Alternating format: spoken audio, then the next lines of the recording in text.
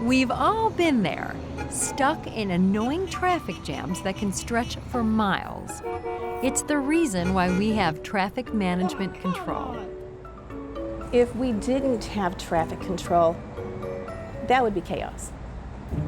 And if you haven't noticed, the men and women of IBEW Local 9 are out on the roads at all times, responsible for the maintenance and upkeep of those systems to help keep traffic flowing. You know, safety is the biggest thing here. My daughters, my family, my friends, everybody is driving out there.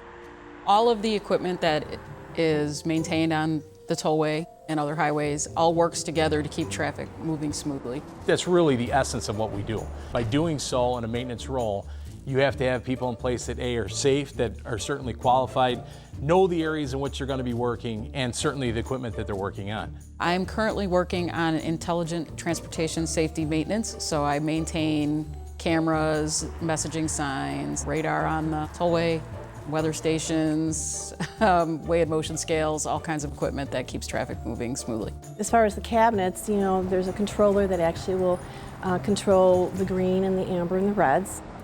And there's also a form of communication in the box so that we can actually talk to the cabinets so we know the type of traffic flow that's going. If there is a problem, if something's wrong, then we can address it, and then we can get the proper people out there to take care of it in a reasonable amount of time.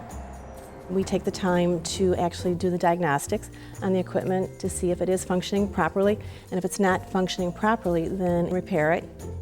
I work on the system that basically creates travel times in Chicago, digital message signs, surveillance. It's giving the information of the state of traffic at all times within this district of Illinois.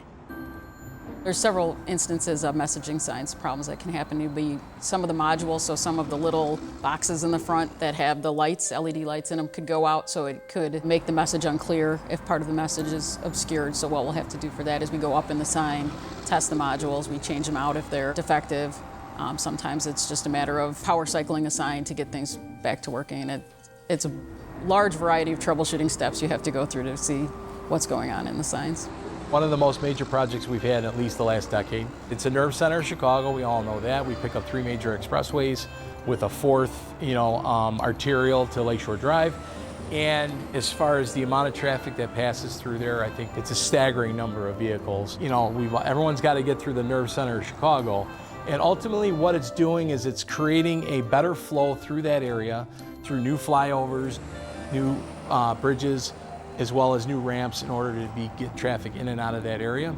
And ultimately what it does is it also gives us a new nerve center to shut new information through there, through all the infrastructure work that's being done as well in communications, fiber work, traffic, cameras. It gives us all an ability to know what's happening sooner and more in depth, so you know how to react down the line. The reversible lanes are used in order to be able to shunt people in and out of the downtown area as quickly and as efficiently as possible when the need arises. Very important system for that core because of the amount of vehicles and people you are getting in and out of the city on a daily basis to work, and also for special events. So it plays a very vital role in being able to take pressure off a specific direction of traffic. Doing it safely, doing it where we're constantly upgrading our knowledge base for new equipment, creating new classes at our apprenticeship program.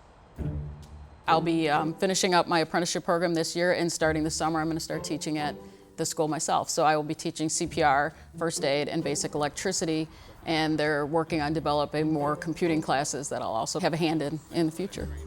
I went to DeVry, got myself a background in electronics, and then once I graduated, local number 9 and Mean Electric called me for an interview, and I was on board from the start. Being in a union is a big family, and we use everybody's strength, as our advantage. I got drawn into the trades because as a part-time college professor, I just wasn't able to make the income that I needed to support my family. So one of my good friends recommended Local 9. She had been a member for over 18 years, and she said it was great for her.